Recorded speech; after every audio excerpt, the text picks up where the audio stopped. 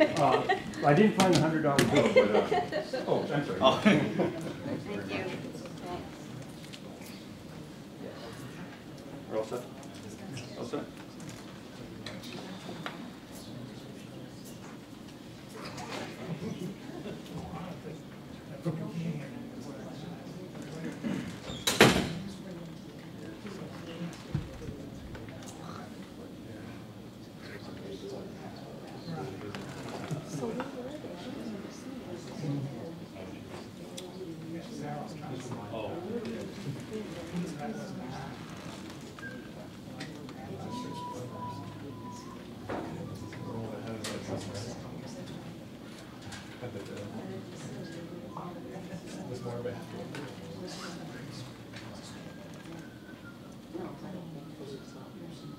Yeah, I think it's what they were at Catholic Church, the doily or something they put on. I put a piece of it. I think that's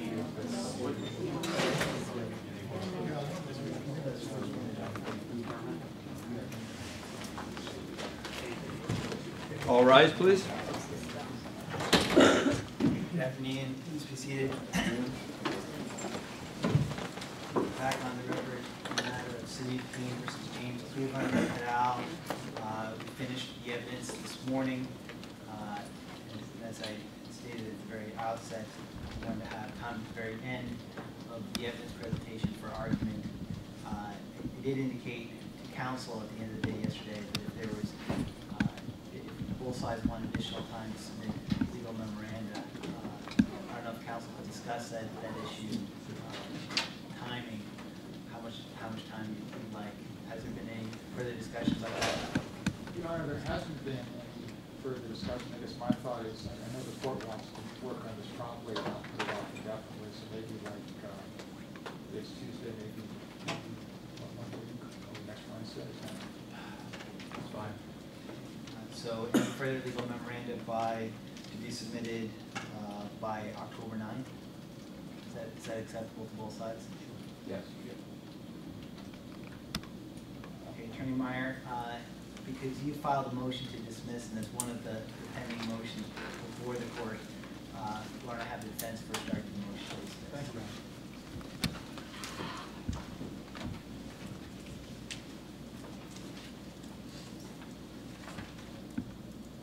Your Honor. Your Honor, I feel particularly privileged to be participating in this case. I've not been in a case in which so many different interesting constitutional issues were presented this evening. I also feel privileged in representing the defendants in this case. People may agree, disagree with their philosophies. They may disagree with each other. But in an age of materialism and electronics, it's refreshing to find young people who really are interested in ideas of politics and philosophy, and not only just in an abstract way, but also in terms of living out their beliefs. And the Supreme Court has found First Amendment rights in tobacco advertising and contributing X million dollars to a political candidate. But I think more than those cases which go to the periphery of the First Amendment, this case is right at the core of the First Amendment. It's hard to imagine a case that implicates more directly and more purely the values embodied in the First Amendment. Your Honor, I also want to acknowledge the fact that the court has, rather than going by office of proof, which I understand to be the standard procedure in preliminary injunction cases, has heard extensive testimony from both sides over the course of 2.5 days. And I know that I'm sure the parties on both sides appreciate the fact that they've been heard, and I think that that's an appropriate acknowledgement of the seriousness of the issues before the court. Now, in terms of those issues, I want to first address, under the terms of our motion to dismiss, the only claim that is contained in the Joint Protective Petition, and that is the argument of interference in contractual relations. Both parties have reported back to the court that based on their research, that neither side has been able to find any case in which this particular tort theory has ever been used in a case alleging the violations of the rights of a governmental entity vis-a-vis its contract with its employees. So we're definitely on new terrain here.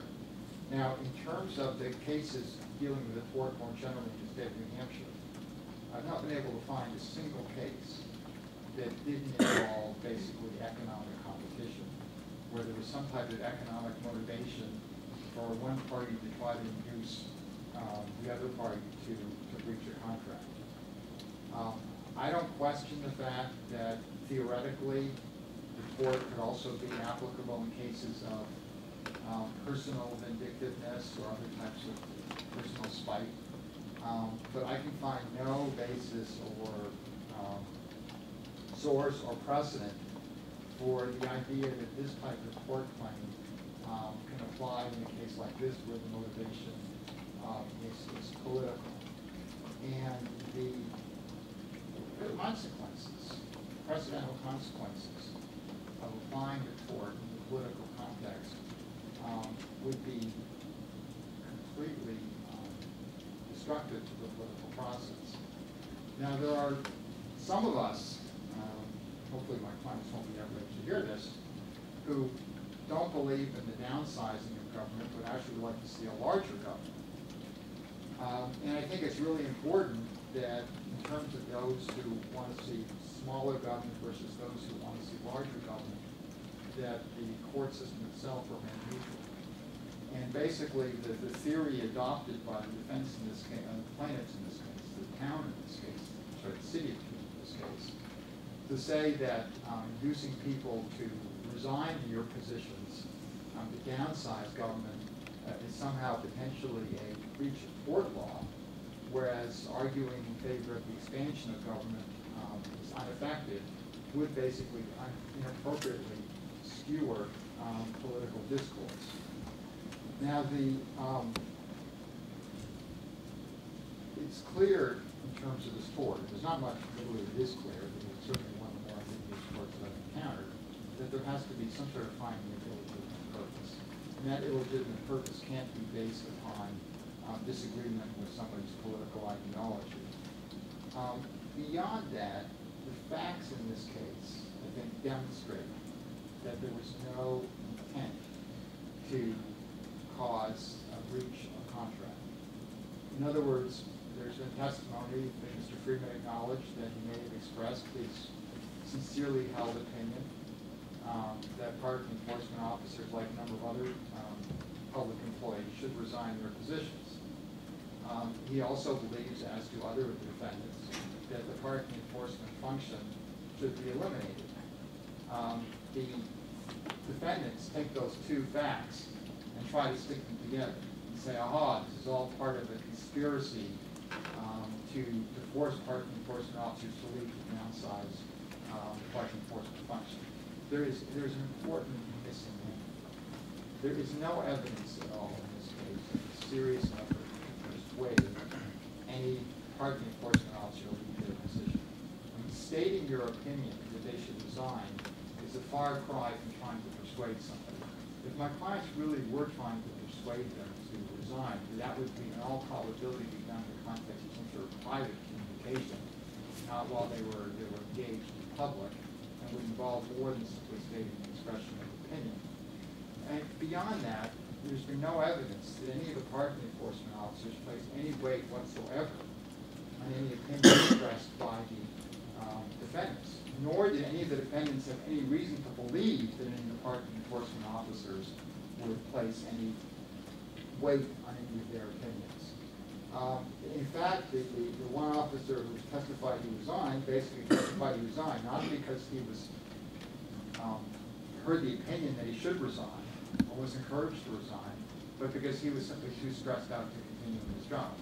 So essentially the argument is, well, defendants cause stress to the plaintiffs, defendants cause stress to the parking enforcement officers. That stress resulted in one officer resigning and another officer changing their hours. That is far too indirect a connection to support a tort of interference with contractual relations. The other aspect of this, just looking again at tort aspect of it is that these were employees at will. In other words, their choosing to resign or not resign their positions did not involve a breach of contract. They could leave at any time without violating the contract. Now, that is not a dispositive factor in terms of ruling out the tort, but certainly the restatement makes clear that that is a significant consideration in assessing whether or not the tort's been violated.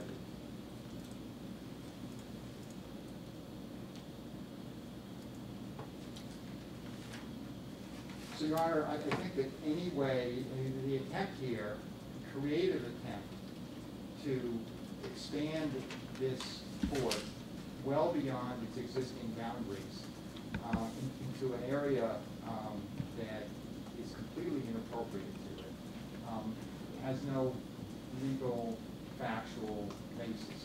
But even if it did, it doesn't matter, because such an attempt would clearly be unconstitutional.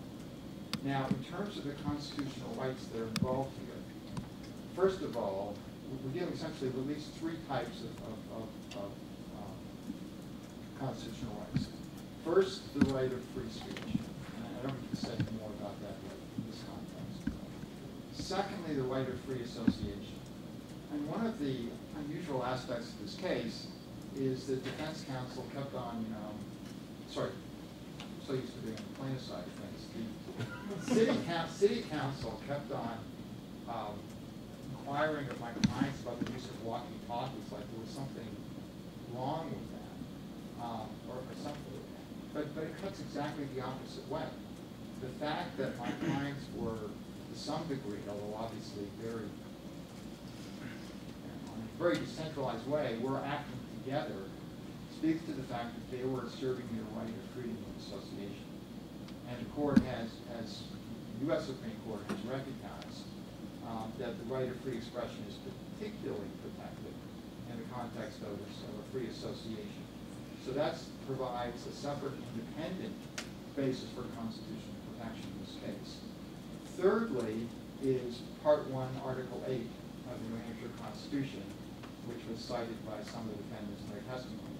Now that is a provision which has no counterpart in the U.S. Constitution, and the New Hampshire Supreme Court has never interpreted it in this context. What they have done is they've interpreted it in the context of access to judicial records and things of that nature. At least the language the New Hampshire Supreme Court has used is very sweeping in support of that constitutional right. So particularly when it comes to videotaping, where it seems so directly tied into the idea of government accountability, the defendants in this case are basically, from a constitutional perspective, far more strongly situated than persons doing the same conduct in other states.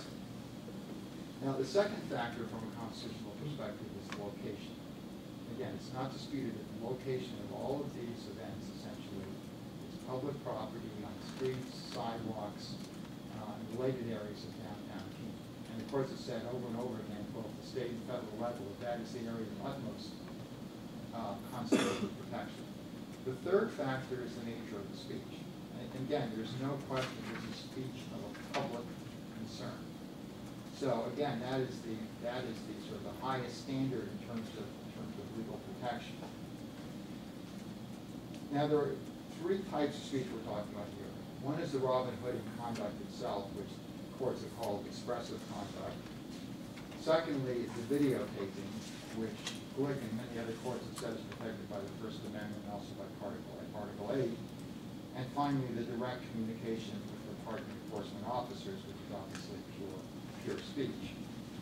Now, yesterday I provided the court, defense counsel, with a copy of NAACP Claiborne, because I think that's a case that is,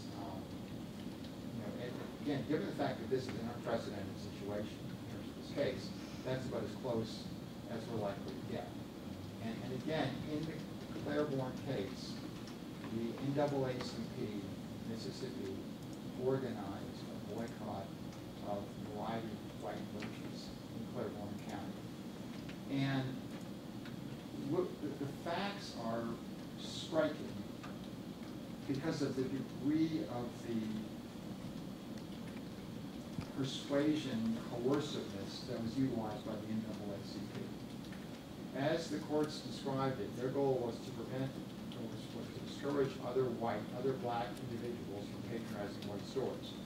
So what they did is they would have a squad of individuals with black hats outside of white merchant stores. And if they saw a black person patronizing the store, that person's name and identity was recorded. The person's name was then put into publications at church and stigmatized. And some of those persons ultimately were subject to violence. So the tactics used were extremely tough tactics that went well beyond pure speech, and far tougher than anything claimed in this case. And the claim made by the white merchants in that case, analogous to the claim being made by the city in this case, is that the demonstrators interfere with our contractual relations. In that case, their contractual relations with their customers. And that was the finding of the state court. And that decision was reversed by the U.S. Supreme Court. And the principal grounds for reversal was the court said, yes, the speech was coercive. Yes, the speech was stigmatizing. Yes, some of the speech was offensive. But that's what speech